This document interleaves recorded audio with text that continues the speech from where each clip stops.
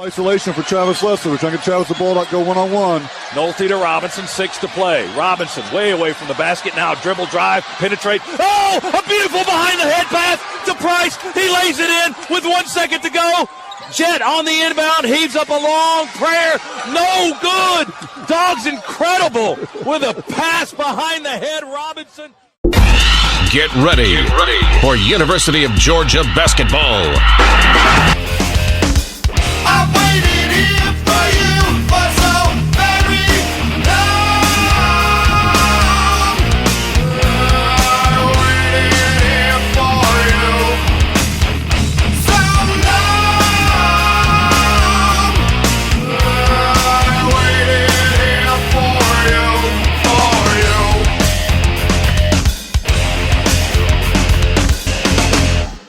you. Okay, guys, so this is a long story of why this didn't come out when it did. I apologize. I'll explain the story real quick. I had it recorded, and I actually had it edited, and then it was really late at night.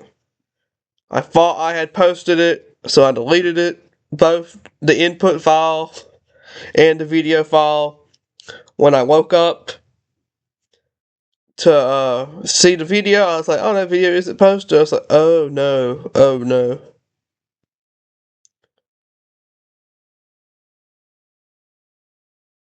So, my apologies.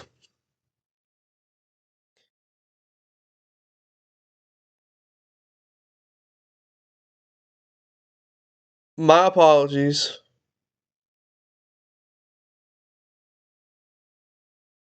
And we're going to talk about it now. So, Georgia released its 2026-27 SEC schedule. And in a little while, not today, but then we'll go through their entire schedule. But I gotta get back on the track of things, man. We got to continue picking up the pace. I have not done it. I'm ashamed of what I've been doing recently, so we gotta remember, we gotta pick up the pace somehow. But Georgia released its SEC schedule. On January 2nd, we'll play Ole Miss. On January 5th, on January 5th or 6th, we'll play Texas. On January 9th, we'll play Auburn. On January 12th or 13th, we'll play Oklahoma. Let me go ahead and restart. We'll go on the road versus Ole Miss. January 2nd, January 5th or 6th, play Texas at home. January 9th, play Auburn away. Play Oklahoma January 12th or 13th at home. January 6th, play Mississippi State at home. January 19th and 20th, go to Arkansas. January 3rd, play Florida at home. January 30th, play Florida at home. February 12th and 13th, play Tennessee on the road. February 6th, play South Carolina on the road. February 10th, we'll play February 9th to 10th, we'll play Vanderbilt at home.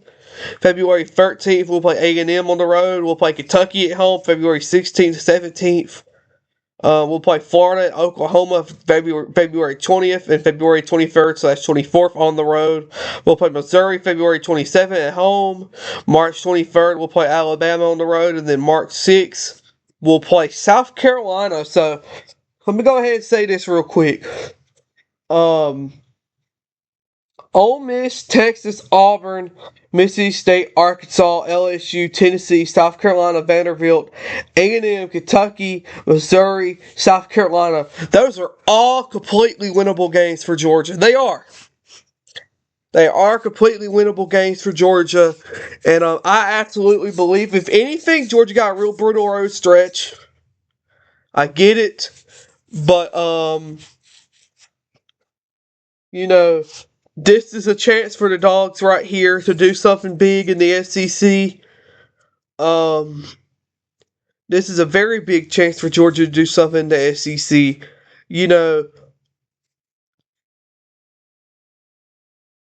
With the non-conference schedule, you're already going to be at double-digit wins. And I'm just saying, if you beat Duke and or North Carolina, that success is going to continue in conference play. Because I'm going to say right now, Ole Miss, I think Georgia wins that game. Texas, I think Georgia wins that game. Auburn, I think Georgia wins that game. Oklahoma, I think Georgia wins. Arkansas State, Mississippi State, Arkansas, LSU, Tennessee, I think Georgia wins those games. Then you got the other end. South Carolina, Vanderbilt, Texas A&M, Kentucky, Oklahoma, Missouri, and South Carolina. I also think you could win those games. So that would put Georgia at a great conference record and a great record overall. But, I mean, we've seen in the past few years that a record like 9-11 or 8-10 can get you into playoffs now. So, you know, from that standpoint, you're like, well, that's good. So any of that would work. But I'm sure some people are kind of getting tired of Georgia having a losing record in SEC play. And I get it, but my thing on it is this. If anything's gonna, I'm not gonna. Now look, man, I'm not dare saying I want Georgia to lose. That's not what I'm saying. But I mean, if something gets you a playoff record, or if you go 9-10 and you still get in the tournament, I mean, the goal is to make the NCAA tournament, right? So, what are you looking forward to there? What else do you want more than making the NCAA tournament? Now, Georgia basketball has a complete roster change this year. Georgia did bring back Blue Cannon Catchings. It's Murph Millender and his brother Kamari. It's also going to be on the team. But, I mean, there's a lot of unknown right now because I've not actually seen some of these dudes play that Georgia got. I heard they're okay or good, but from a lot of people I hear it's going to be a down year. So that's the issue. We haven't seen a down year under Mike White yet because the first year don't count. And if you want to be completely honest, the first year, yes, you made no postseason. But the first year was a complete success when you consider the circumstances he was under. 60-26 the year before. You know what I mean? 60-26 the year before. So, and we had like 14 wins. That's a success. I don't care what nobody says. That's a success. Then, of course, 23-24, you made the NIT. 24-25, you made the NCAA tournament for the first time since 2015. And then last season, you made it again. 2 straight years. So, 3 straight years of postseason, if you want to be completely honest. So, it just kind of makes a thing of where you're at and what your expectation is. My expectation is to make the NCAA tournament, but you know what? We haven't seen a down year of Mike White. So, what does a down year of Mike White look like? Does it look like making the NIT? Does it look like completely missing the NCAA tournament? Because at Florida, just for clarity, at Florida, he made it almost every year he was there. If not, they were in the NIT and they would go far. So, would you rather? I guess that's what the situation kind of is. Would you rather not make the NIT at all, or would you rather play? Because there's a game, Georgia played Louisiana Tech when Mike White was at La Tech. And I think it was 2014. It was 2013-14 season. And, you want to talk about something bad. Louisiana Tech got off to like a 30-3 lead on Georgia, 34-3 or something like that, and it was horrible. It was like at 11 a.m. on like a random Tuesday afternoon or something like that. That's not even afternoon. That's the morning. It was like at a random morning. So I guess that's where you got to go with this is like what exactly do you think is a down year or success for this Mike White team? And yes, okay, people are going to give you different opinions. People are going to give you different opinions overall of what they feel like is a down year for Mike White. But in my humble opinion, you know, NIT isn't a down year. It's just okay, we made the NIT. Let's try to get back to the NCAA. Because here's the problem. And I don't mean this. I'm not calling nobody out. I'm not saying anything about nobody. I'm just going to keep it a stack with you. There are people here that... Hold on a second, guys.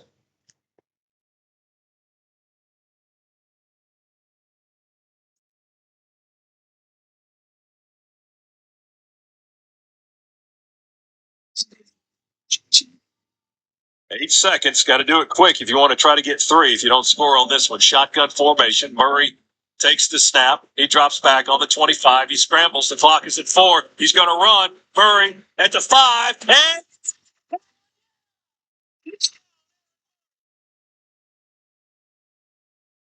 Alright, guys. So anyway, I had to hear that. But anyway, what I was saying is...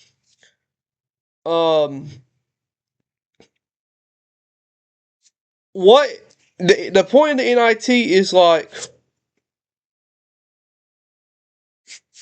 The way I view it is, if Georgia misses the NIT miss the NCAA tournament, I'm like, okay, that's great. We're still gonna play postseason basketball, but let's try to do a little better next year. Because obviously, there's nothing wrong with the NIT. And I'll tell you something. And everything that's happened the last 2 years or so, Georgia's NIT run is still probably my favorite postseason run of any team I've ever witnessed. That goes for Falcons, Braves, Hawks, Georgia football. Because, I mean, I was stuck up with Georgia football. And if you know, around that time, you know I was still early teens.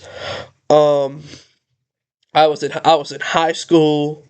I was actually, well, that would have been the last year, and that would have been like middle school, actually, so... I was kind of stuck up, but I was trying to think. The Jacksonville Sharks, they've had some great playoff runs. The Patriots, I've really enjoyed watching some of the Patriots runs over the years. But that 23-24 Georgia basketball team, hey, Doodle, come up here. Trying to get their attention. But anyway, that Georgia, that 23-24 team, beating Missouri, that was the first time in a very long time I actually seen Georgia win a SEC tournament game. Because, I mean, at that point in time, it had been a long while before Georgia had won a SEC tournament game. And, so that's good. And lost to Florida, and when we lost to Florida, you know, I remember being like, well, is that it? You know, I was very disappointed because I didn't know if the season was over or not, and was the season still going? Well, that was the longest stretch of days I had ever done what I do, because I woke up very early the day Georgia played Missouri. We went to church, and the game didn't start till like 10 o'clock because of Arkansas and Vanderbilt, I believe, hit a buzzer beater. And that's Doodle beside me now. I'm glad she's here.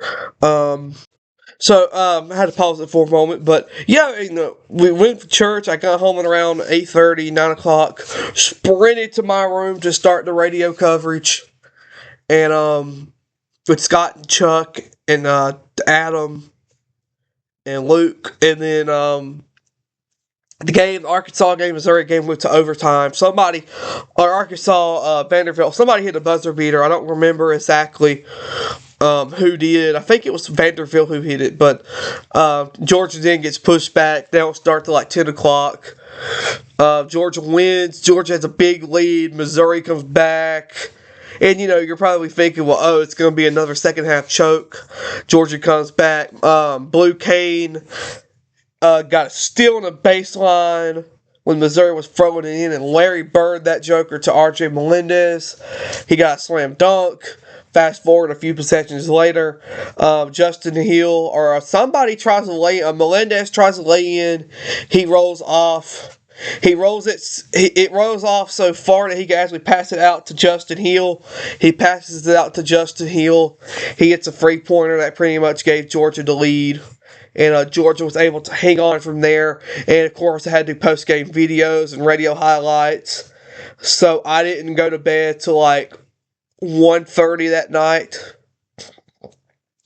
Because back on my old computer, it took my Audacity to load a lot longer than it would on my laptop. And after that was done, the Florida game, woke up the same amount of time of 7:30 or 8 a.m. Because when there's all these teams involved in the SEC tournament, you like to know more about these teams than just what you see on TV. And you want to know, what's their 3-point percentage, but you also want to know who's their best player in assists, who's their best player in the paint. So, I always love to look that up and everything else. But after that, Georgia again got the late game. Didn't start till around 9:45, 9:50, and Georgia lost. They lost to Florida. So I didn't go to bed till about 3 o'clock, 3:30, because I still did videos. I edited highlights. And because it was the very last game, I let the radio recording go all the way out till it was done. And I was just very hurt. I thought that was it, so I took my time to do my craft with my radio highlights. And made sure that got done right when they needed to. Then, it's in the morning, it was announced that Ole Miss and LSU were dropping out, or LSU first. I think Ole Miss joined later, but it was announced that LSU was dropping out in the NIT, and one of their teams could be Georgia. So I saw that news. We had to wake up early again, like 7:30 that day, to go to my grandfather's house, and I was like, oh my God, it might not be over.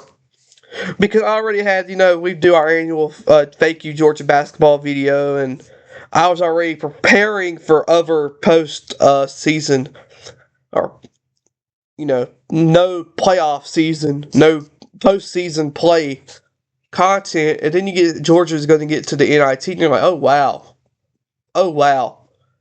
And fortunately, LSU dropped out, then Ole Miss dropped out, and then last team standing was Georgia. So that Sunday night, Georgia got called in the NCAA tournament. I was super happy, or got called for the NIT tournament. That was the first any kind of postseason play Georgia's had since 2017. I was happy beyond words. I could not believe it. I was very, very happy about that. That meant a lot to me that was able to be there. And of course, the Xavier game was great. The going to Wake Forest and beating them was great. And then probably the cherry on the top game was going to Ohio State and beating the Buckeyes. Just a bunch of great times. And so people need to be a little more leaning when it comes to the NIT. Because it could lead to a great opportunity, and Georgia rode that opportunity to the NCAA tournament the year after. So, just that entire season, I was coming back from surgery. And I'd much rather be there again. I can't believe that I would be saying in 2026 that I would rather be recovering from surgery again than where I am now. And that goes for a lot of things. You know, I'd be very thankful. 'Cause everything, I still have Doodle. Everything would be the same. But I want my time with Scott back for football. Some days, you don't feel like recording or editing videos, and you're not appreciative of what you do. And that was definitely my case a lot, especially 21 to 22. And it took 2023. It took 2023 for me to realize that just slow down and be very appreciative of what I do, or what I did do, since I'm not doing it this year. And I never took time listening to Scott for granted for football, but in hindsight, if I knew what would happen April 24th, and I knew it in 2023, I would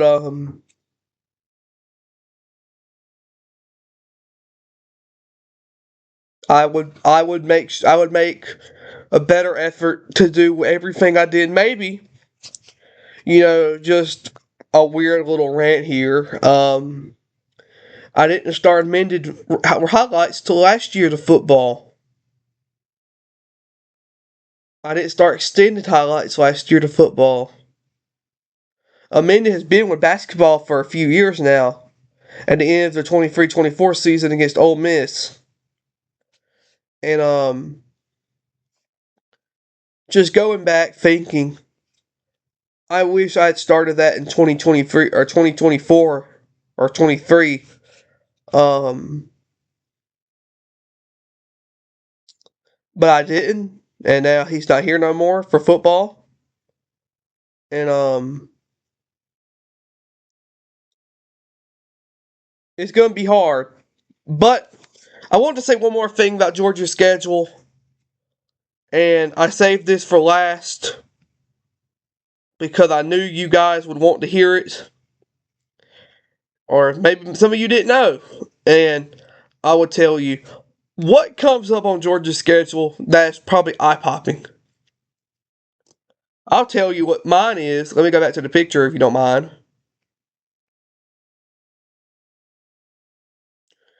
Let me go back to the picture.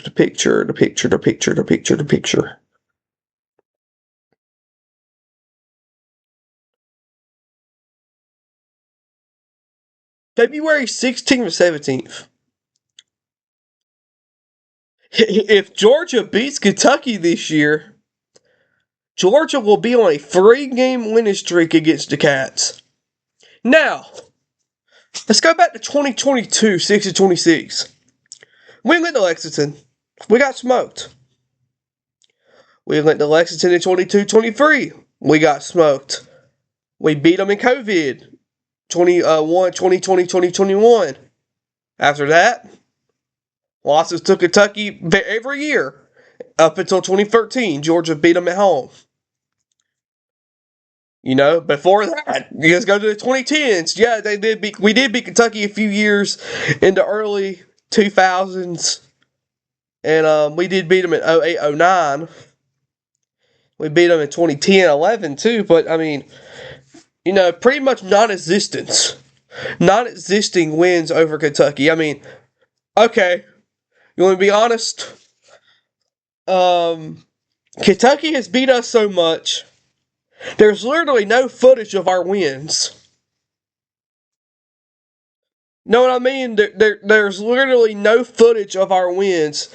And the few footage that there is were on freaking VHS tapes. So then in 24-25, they play once.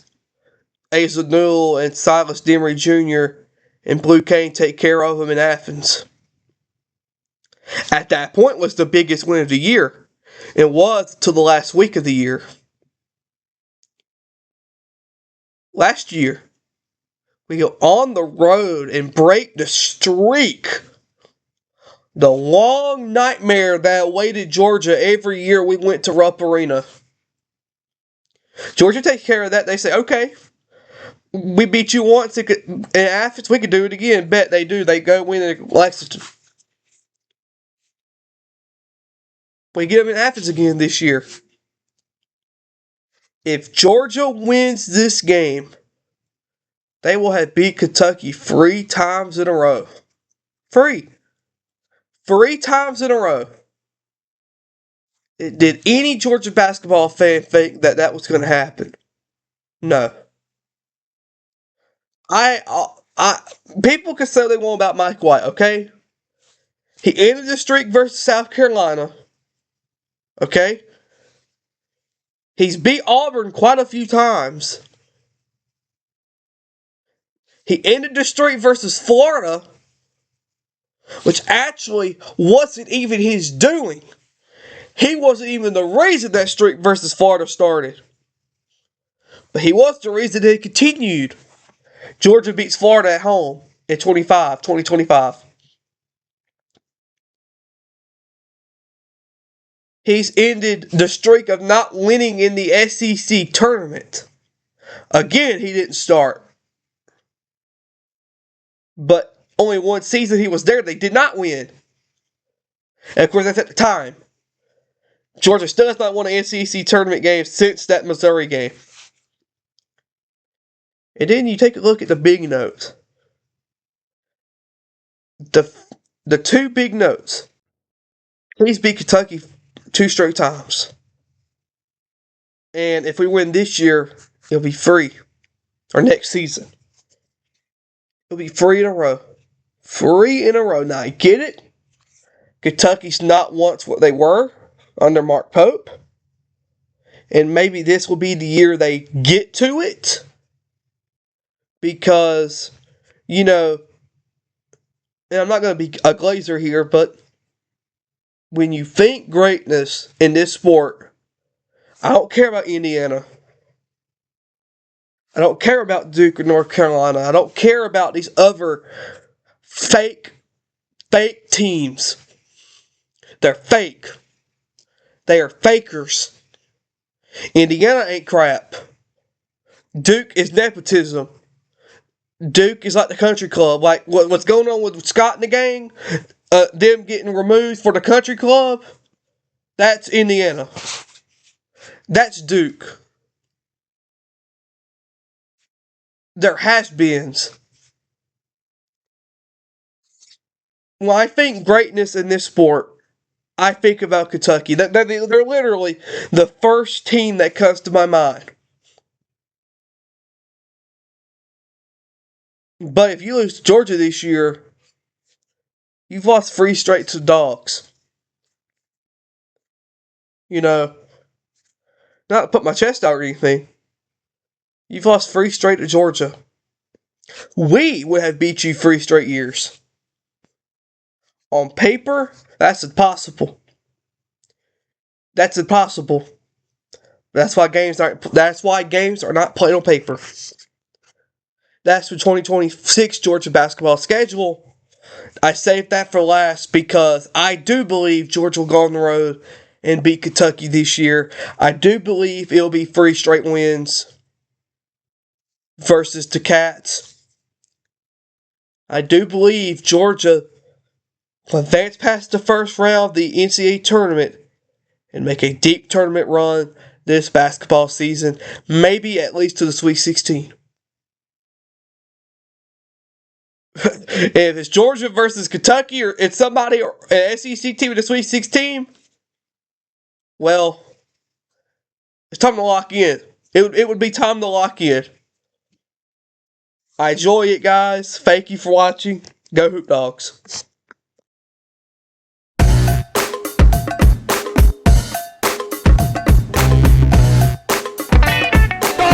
do the improbable, the unthinkable, the unbelievable. They beat Arkansas and go wire to win the SEC tournament.